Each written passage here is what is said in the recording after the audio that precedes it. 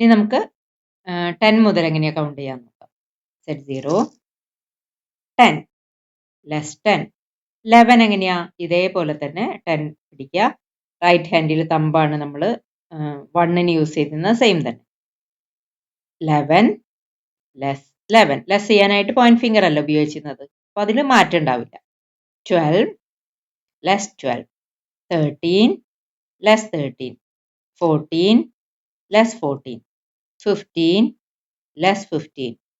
16 less 16. 17 less 17. 18 less 18. 19 less 19.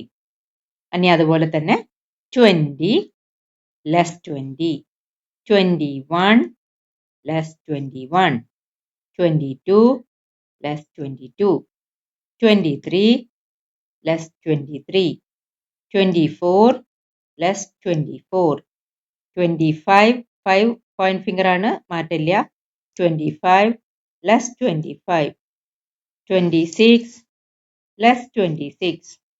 27 less 27. 28 less 28. 29 less 29. 30 less 30. ഇങ്ങനെ പോകും. ഇങ്ങനെ 99 വരെയാണ് നമുക്ക് ചെയ്യാനുള്ളത്.